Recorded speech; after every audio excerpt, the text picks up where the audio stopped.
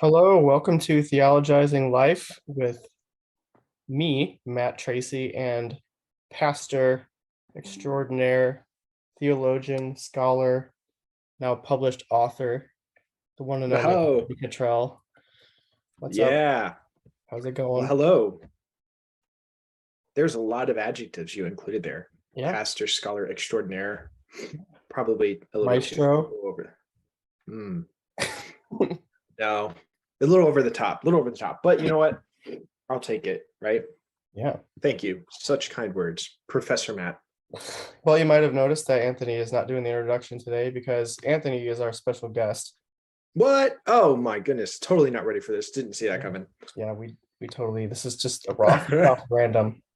Um, so um Yeah, but before we get started, how's it going? Any life updates so far? What's been going on? Oh man, November was crazy. So some people, we did have one listener notice that we didn't have a November episode, but we had, and you too, actually, we had sickness in our home for like half the month. Evelyn and I got a stomach bug, and then Emily got influenza A, and it was like I have never in our entire married lives seen my wife so sick and down for the count. It took her out. Um, and then I have another funny story, kind of. It's funny now. Uh, we a week ago now, Sunday afternoon, we came home from church, and our kids are 3 and 6, and we said, "Okay, we're gonna lay down and rest. We're having quiet time."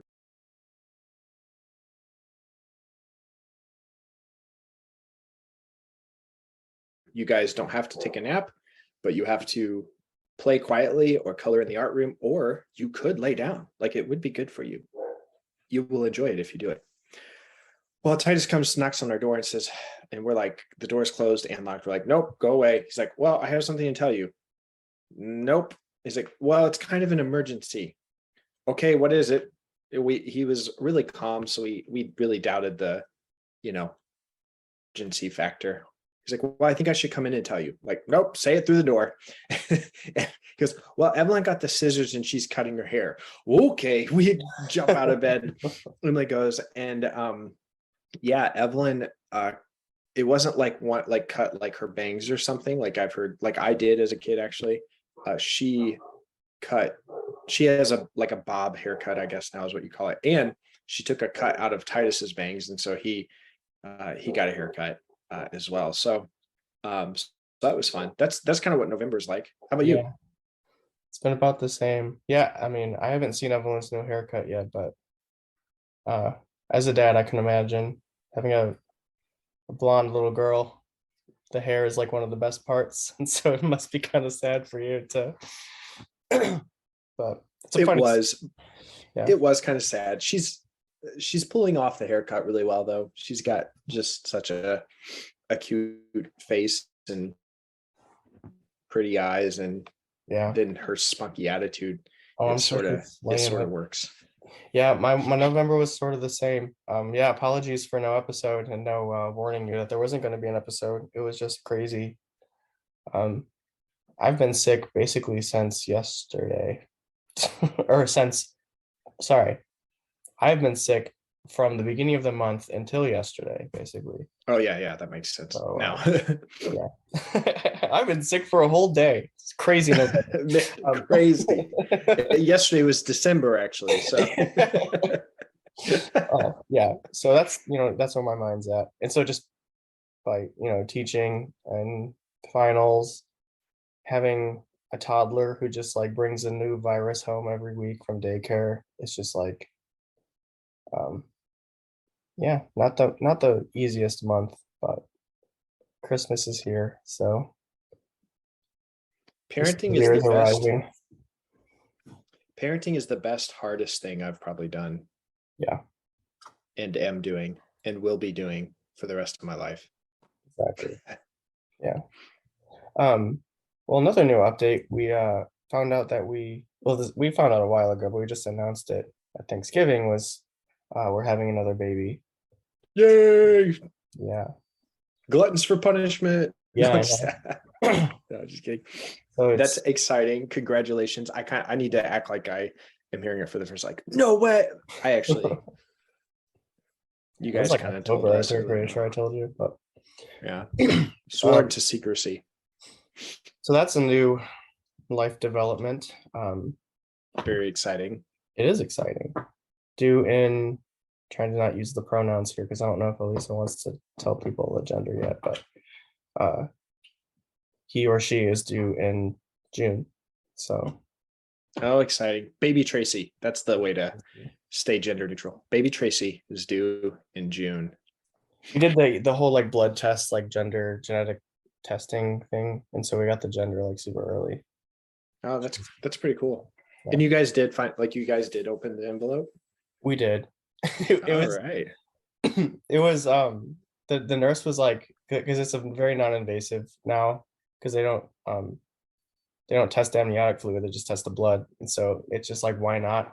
And the nurse was like, I can just have the results for you in an envelope here and you can pick them up if you want to see them. And Lisa brought them home. And I'm like, I can't just have this envelope sitting in my house and not look at it. You know, it's Yeah. gonna be too hard for me. Uh, so yeah, we know the gender. We're really gonna tell people. I just haven't double checked with the wife yet.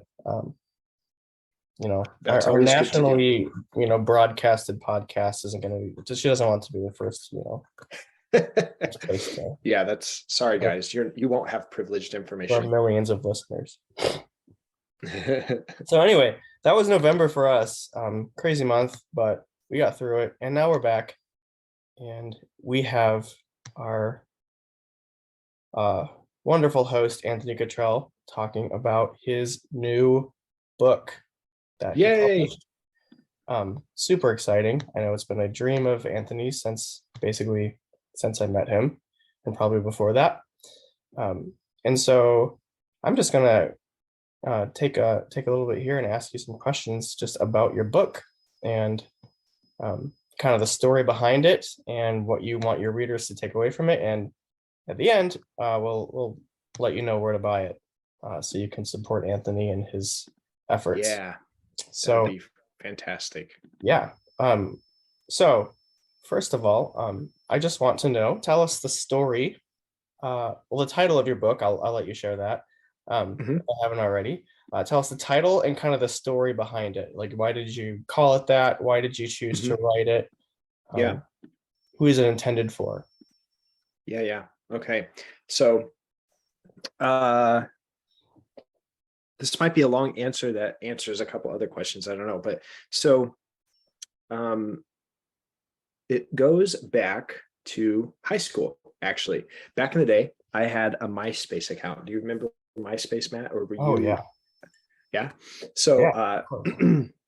I started sort of writing, I think on MySpace it was called Notes. I know on Facebook they had notes. I think MySpace called it notes too, but started writing these notes that were essentially sort of like a blog post you could post on your MySpace that were sort of like apologetic reflections or reflections on my faith. And I received encouraging, positive feedback from people, like in my youth group or people I worked with in high school. And so it seemed like, oh, like writing seems to be something like God uses, something I could do. And so then in college, I got Facebook and I wrote notes again. And so part of it is, it just seems, even with like preaching as a pastor, it seems that my communicating either vulnerably my own aspects of my own faith journey or teaching about scripture, and sharing stories, rather through preaching or the written word, seems to be something God uses to connect with other people. So I guess I just started owning that like, I guess I can write. I'm not the best at it, not the most gifted, but like it's something I can do decently at times. And then, so this is the part where I'll have some honest self-disclosure for a minute. And I guess I'm sharing that because I uh, well, I found that vulnerability connects with people. So somewhere in college, like I also started having a desire to learn and grow and all these things and read. And so I kind of got this narrative that like smart people write books. And then there's these pastors, these successful pastors who wrote books. And so along the lines, I think I did sort of buy into the narrative that like a successful pastor writes and publishes books. And that's something I should do because I want to be successful.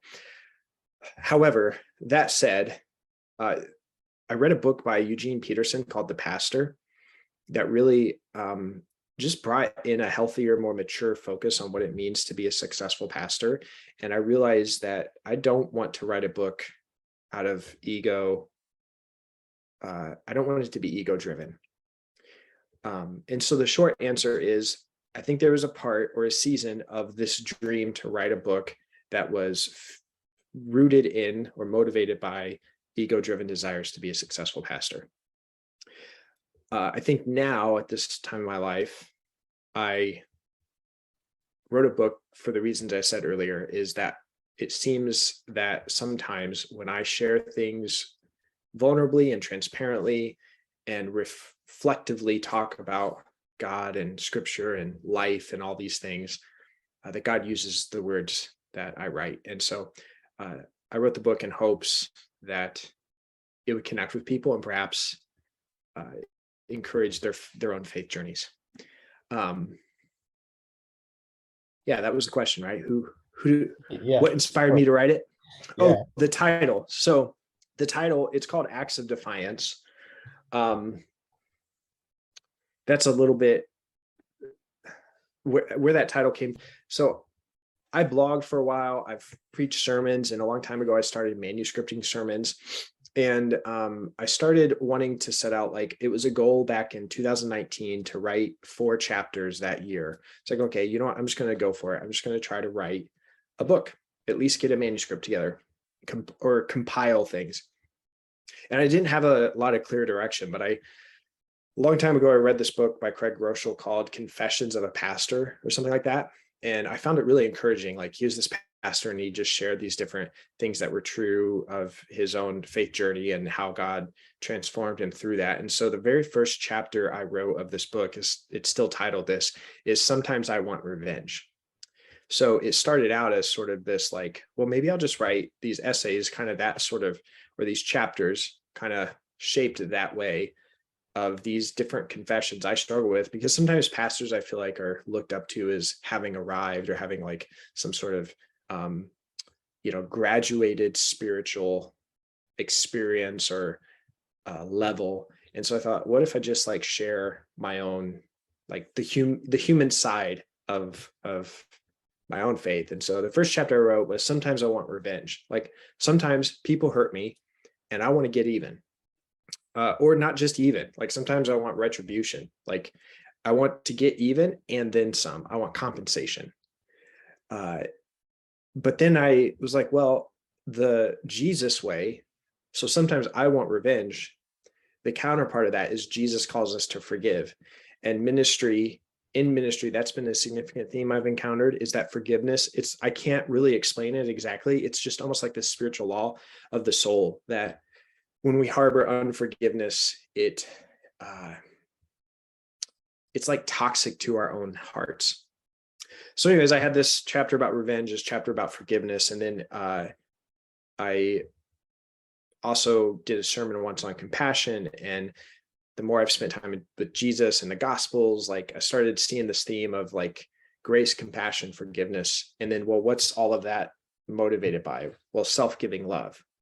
But I saw for each of these things, there's sort of a self-centered counterpart. So like self-giving love, well, selfishness is the counterpart. Compassion, judgmentalism is sort of the counterpart. Grace, legalism. Forgiveness, revenge. And so I titled it Acts of Defiance because it's the idea that self-giving love, grace, forgiveness, and compassion defy our natural tendencies of selfishness, legalism, revenge, and judgmentalism. That's the natural bent of the heart. But when we participate in the way of Jesus, we are participating in acts that defy the kingdom of darkness. So that's a long answer for what inspired the book, and then where the title came from, and sort of how it, I don't know, how it came together. So you essentially just started writing and then you found a direction as you went along. Yeah, I sort of I started out thinking maybe I'd write something about faith and doubt, because it's been part of my story. I grew up going to Christian school, and maybe in the future, if I ever want to do this again, maybe I will write something about faith and doubt.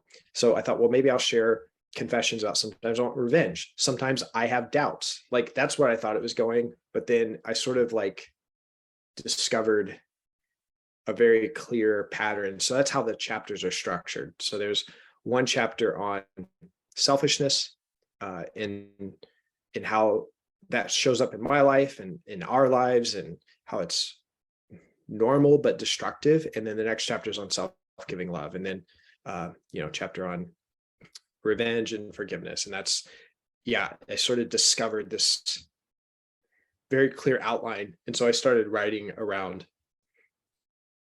Yeah, I guess I sort of stumbled upon the direction for the book, is the short answer. Yeah, It took a different direction. um, that's kind of cool. I've actually kind of heard authors talk about that process. Sometimes they just like have something they want to get on paper, and Mhm. they just need to have it on paper, and they discover where to go with it after that. Yeah. Um, so, Yeah.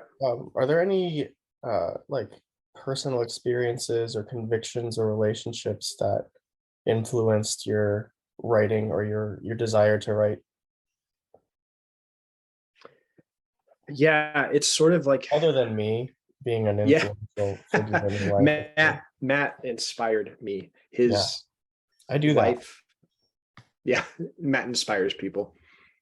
I mean, you do. You're a teacher. Yeah, of course. Teachers inspire people. So the answer is yes, but it's also complicated, because a lot of those things were part of my transformation over years of ministering with people. Um, I think one relationship that influenced it but didn't show up in the book is my relationship with my dad. It doesn't show up directly, because when I started writing it, he was still alive. And I thought, well, I'd hoped he would read it. And I didn't want to write about him or talk about his story and his struggles in a way that wouldn't be honoring, I guess, to him. Like, I didn't, it's hard to explain. I just didn't feel free while he was alive to share about parts of his story. But for listeners who may not know, um, my dad was, for the last, oh goodness, wow, actually almost the last, bordering on 20 years, my dad had sort of this ongoing fight with alcohol. And with that, there were hurts and things introduced to my life and our family. And part of that journey of loving him in a Christ-like way involved forgiving him. Like, there was a very distinct point in my life where I could not move on. I wasn't able to follow Jesus and harbor unforgiveness. Uh, and then after forgiving him, having grace, because he messed up again and would disappoint again and would um, hurt me again. And so I had to have grace. But then I also started learning more and more about addiction. And I started experiencing compassion for him and his story and his own brokenness. Now, let me back up. I just want to clarify. I didn't always do this perfectly well. There were times where I reacted out of my own hurt in ways that were not Christ-like. There were times that I argued with him or bordered on the line of fought with him that were not honoring to Christ, did not reflect self-giving love or grace or compassion or forgiveness. However, it's sort of that relationship brought to the surface that these are actually the significant things that the Spirit wants to, that Jesus, this is what it means to be holy. So I guess that's the other factor. So my relationship with my dad, and then growing up in churches where holiness was sort of defined by like not drinking or smoking or watching these types of movies or having sex with people other than your spouse. But the problem was, in my experience in the church, I had encountered people who didn't drink, smoke, cuss, watch rated R movies or whatever, but they weren't kind. Like they didn't reflect compassion or grace.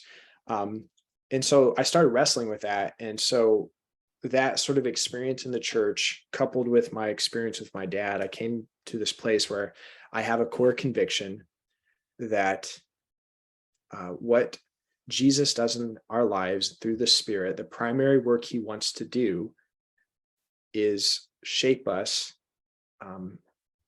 by his own self-giving love. And that self-giving love, grace, forgiveness, and compassion are marks of what holiness looks like. So those are some of the experiences and relationships and convictions. And then with that, in ministry, like I did some discipleship with a homeless shelter.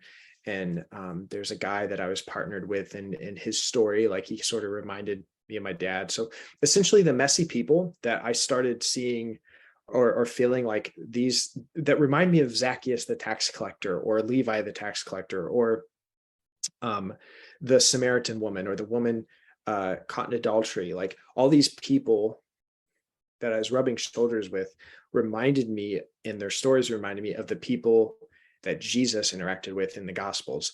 And the way we see Jesus interact with them, we see him interact with them with a tremendous amount of grace and forgiveness and compassion.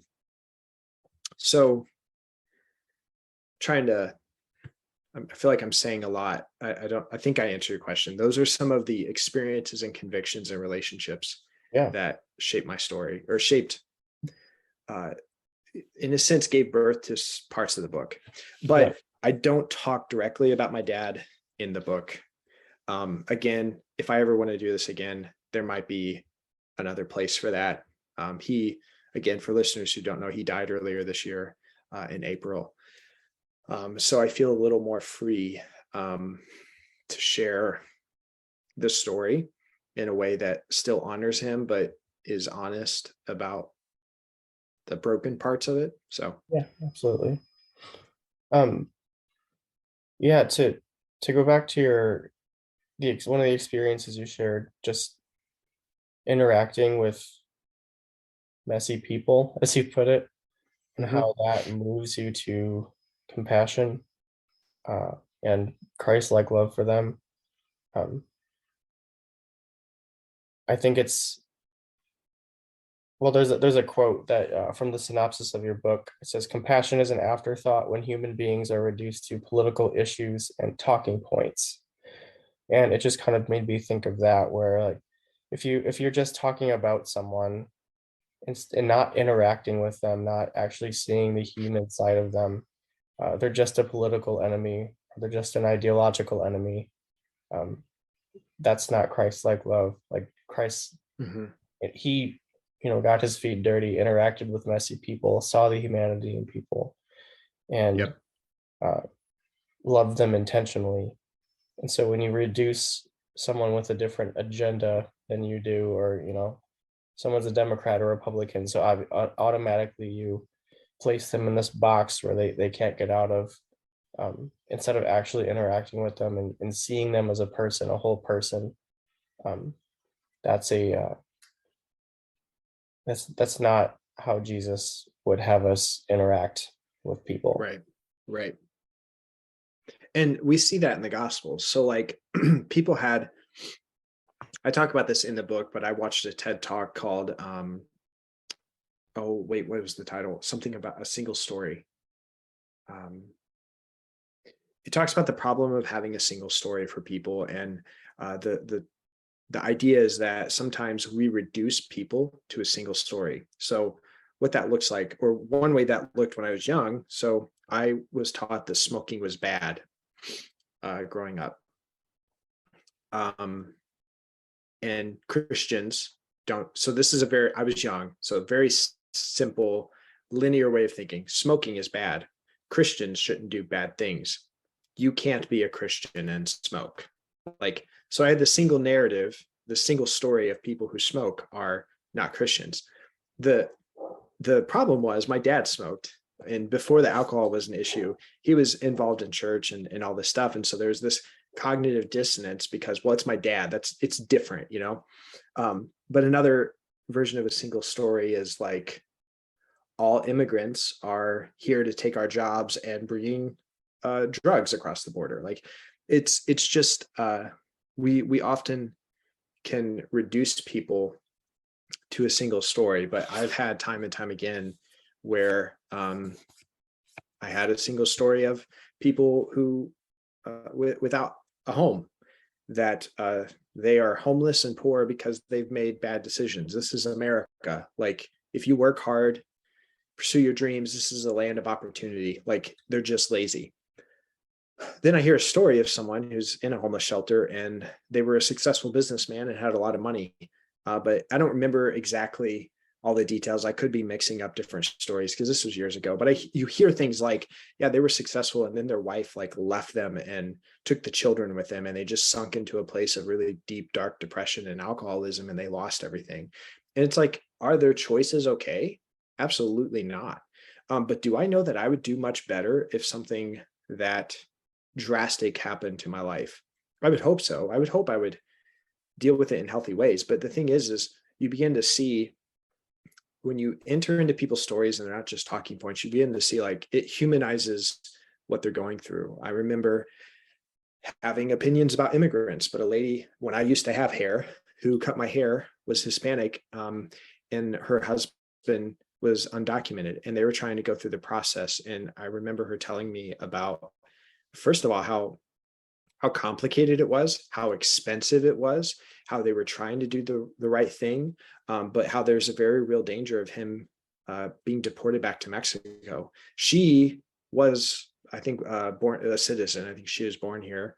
But I begin to thinking like, oh my goodness, how terrible would that be if like my spouse were deported? And like as a Christian, can I advocate for that? Like, can I say that I want for that to happen because it needs to meet the letter of the law? Like, I remember I was sitting in a seminary class and I had some fellow students were Black. And I remember when I think it was the stuff in Ferguson, Missouri, and some things went down. I remember them expressing frustration and hurt and grief.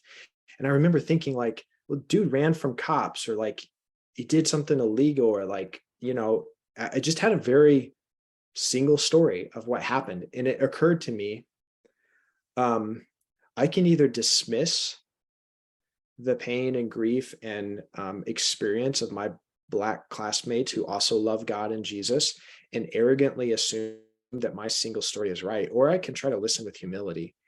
And so all of this stuff, I realize like we have all these opinions about stuff, but a lot of times, this is the frustrating thing. I'm getting preachy. I'll wrap it up here in a second. The frustrating thing is a lot of us sometimes have opinions about stuff, but we've never talked to someone for who is walking through the experience. We have lots of opinions about their story and what they should do and how to fix their situation, except we've never sat face to face with them and listened to them and tried to understand them and entered into that's what Jesus does. He enters into the theological term is incarnation. Like he takes on flesh. He enters into the human story. So yeah, you didn't ask a question. I was more commentating, I guess. Like when we reduce people to talking points and political issues and their entire story can be reduced to a meme, compassion's an afterthought. Like we are not thinking about having compassion for people and their situation when we just reduce their entire story to sort of a smug meme. And to be clear, I am sure at different points I've been not sure. I have been guilty, probably not of I don't know that I've posted a meme because I don't do that very much, but I know I have been guilty of reducing people and their stories and sort of cutting off my heart from having compassion. Yeah. I mean, me too. I mean, my wife and I, we live in a town that there's a lot of drugs. There's a lot of especially meth and heroin. There's a lot of like trailer parks and poverty around us. And when I got here, I'm from a pretty wealthy Chicago suburb, so I'd never really experienced that before. And when I got here, I was just it was kind of a culture shock when I moved to Indiana and seeing that and automatically just judging people based on um, the choices I thought they were intentionally making to live that way. Um, I recently volunteered uh, at a recovery home here in town with recovering addicts, and you hear their stories, and like you said, like I probably wouldn't do much better if I was in your shoes. Um, there's one individual who lost custody of his daughter and slipped into drugs. He just stories like that where they're coping with brokenness and in a way that's destructive, sure, but it's still when you hear their story, you hear the reason behind their actions instead of just like looking down upon them. um, you understand. You start to see their humanity and you start to actually have compassion on them. So Yeah, I want to just commentate on that too. I'm an assistant chaplain with a jail ministry in the area I'm at now, and a lot of the guys in there are in there for substance related, addiction related crimes, and it's, dude, it's heartbreaking the number of them that, and I'm still kind of new to it. And I'm not even getting to know all of them, but the ones I have interacted with, the number of them that have had really messed up, traumatic abuse, physical, sexual, verbal, compounded trauma in their childhood. And then, yeah, they coped with drugs. Yes, that's wrong. It's unhealthy. It's destructive. It's a very negative pattern. But in their years of innocence, when they should have had people who loved them and helped guide them and direct them, many of them were just completely let down by the people who should have loved them the most, and not just let down, but severely wounded. And the way I think Jesus addresses woundedness and brokenness is he brings healing. He's there's this um almost this healing balm of grace is how Jesus, I think, calls us. And so when we begin with condemnation, I think we miss the opportunity to participate in the healing process. And then the other thing, this is the other thing, this is uncomfortable for people, but we all cope with things in various ways. It's just some of us, maybe we don't cope with an addictive substance that's detrimental, but we cope with food. The levels of heart disease in America indicate that, like, and so it's destructive too. Like, it's unhealthy. And me too. Some of the foods and the amount of sugar I eat, we cope with working too much or trying to make more money so we can buy more things. Go into credit card debt. We're not much different than some of the other people that we're very quick to judge sometimes. Is kind of the point I'm making, I guess. It's just sometimes it's more acceptable for me to cope with things in my life by eating a cookie at night than uh, you know downing a half bottle of wine or something. yeah, So yeah, not sure where I was going with that, other yeah, than the compassion piece. yeah. We're talking. I mean, just seeing that we're not all different from Yeah. the actually like line of demarcation from between people is not very far. Like I think Jesus pointed that out too, like with the Hmm. Pharisees and Sadducees, Hmm. like the story of the prodigal son, um, where he's just calling out the Pharisees for being the whiny older brother. Hmm. Jesus is saying you no longer should be worried about what they did in the past. The important thing is these are people who found grace. Hmm. Rejoice Yeah. with you. Yeah. And um, I think we need we need a lot more of that. So, Yep. um, left turn here. What was the hardest part of writing the book, and what was the most fulfilling? Um, well, okay, there's two things that were challenging. I think there were times that it was just hard to sit down and make myself do it. But I think maybe a little bit of seminary prepared me to do that. I would go sometimes and go to Grace Library, Grace College, where Matt teaches, Ayo. Grace Library, or a coffee shop, and I'd force myself to do homework. I'd sit down, and that was my purpose. So that sort of pattern is kind of what I did. I would talk to Emily about, make sure, hey, can I have a couple hours on this day to go to a coffee shop and devote it to writing? And so just having that discipline was probably a challenge. One of the helpful things, this is different, but one of the helpful things was when I started manuscripting my sermons, there were pieces of sermons that I was able to go back to and draw a lot of content from, and passages of scripture that I maybe talk about in the book that I've studied, and I had a sermon, so that was really helpful. But so one of the hard things was just the discipline of just making myself do it. And then the other hard thing was actually the publishing process. I submitted it to a couple. Well, I don't know how technical you want, but some publishing companies don't accept unsolicited manuscripts, meaning you need to have an agent representing you, and the agent can talk to the publisher, or the publisher needs to come to you. Which, if I were a pastor of like a 5,000 person church, or had a blog with several thousand people to it, a publisher might come and say, hey, you should write a book. We want to publish it and stuff like that. That wasn't the case. So I had to find publishers that were taking unsolicited manuscripts. Well, I submitted several proposals and had two really hopeful opportunities, two or three, I think. But it kind of fell down to the risk of the publisher and my span of influence. It was just hard for them to take the risk. And so I ended up going a self-publishing route through Zulon Press.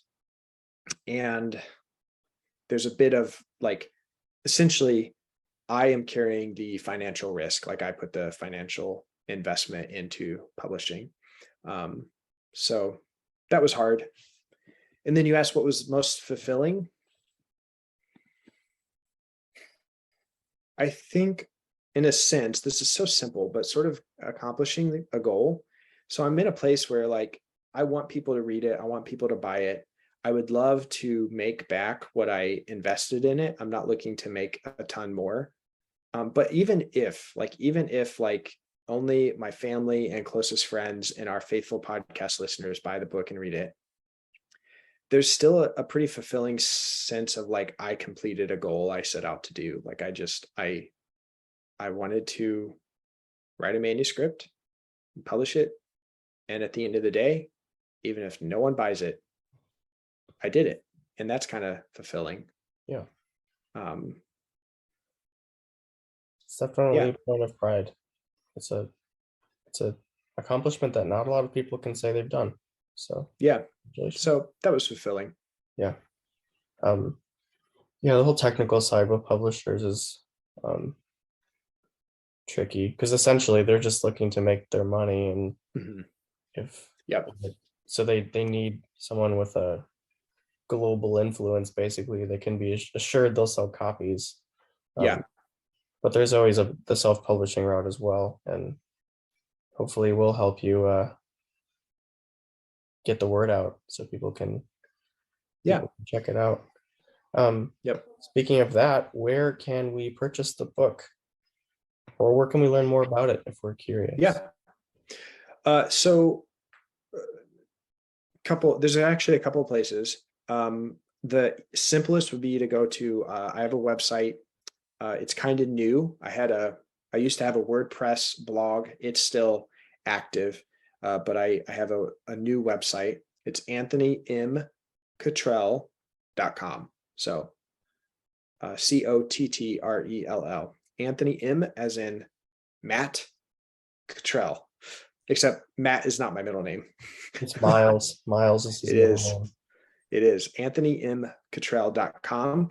And on the homepage there, if you scroll down, there's a section about the book. You can click more info. I'll take you to a page. And on that page, you can select buy the book. And that will take you to the Zulon store, basically. And so you can buy it from there. The Zulon link is just not simple. It's one with a bunch of letters and numbers and all this stuff after. So I think the simplest would be go to my website, click on the link that way, and it'll take you to the Zulon store. And it's available in paperback and digital e-reader version. And if you go there, I will receive the most royalty. But you can also search for Acts of Defiance or Anthony M. Cottrell at Barnes & Noble and Amazon. It's there. You can purchase it there. You can actually pre-order from Barnes & Noble and Amazon today if you want.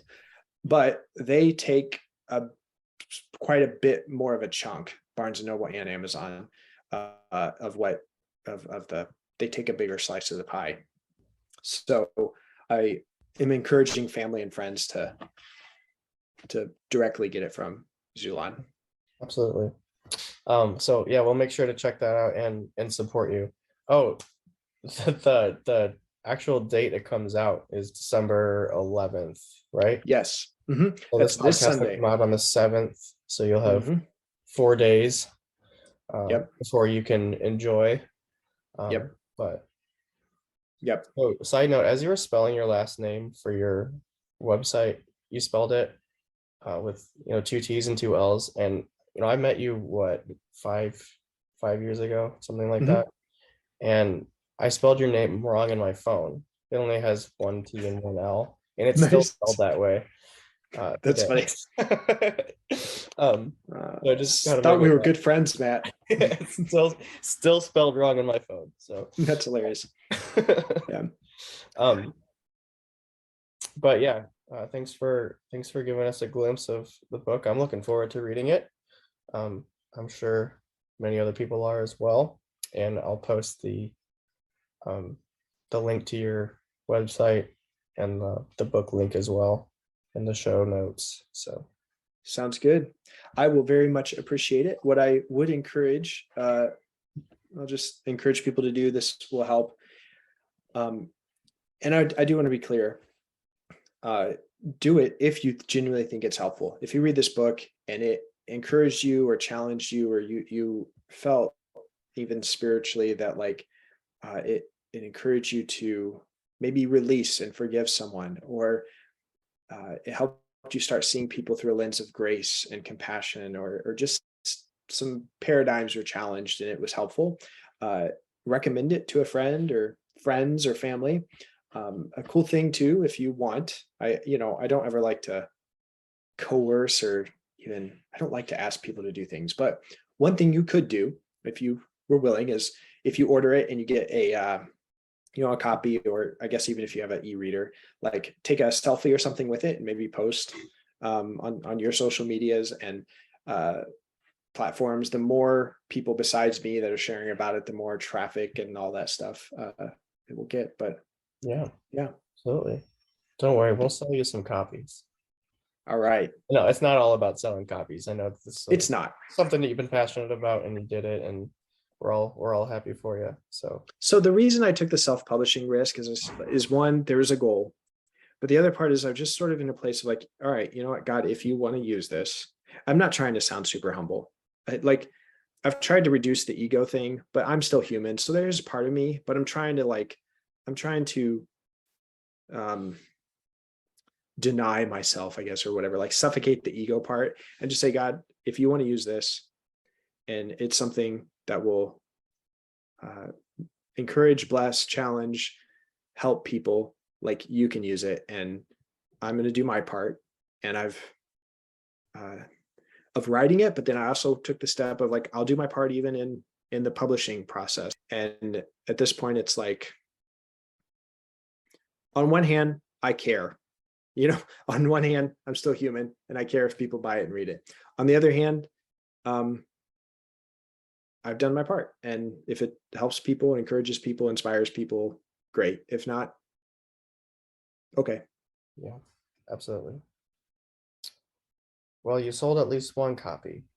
All right. Awesome. Thanks for listening. If you found this podcast I'm trying to verbatim quote what you normally say. If you found this podcast helpful, or even if you didn't, like, share, subscribe. Yeah. Yeah. Did I do it? I think I did it right. But Good yeah. enough. Yeah. It's a not half bad podcast. Not half bad podcast. Yeah. So yeah, like, share, subscribe. Again, apologize for the gap in episodes last month, but life happened. So hopefully you understand. Thanks for understanding. Until next time, thanks for listening to Theologizing Life.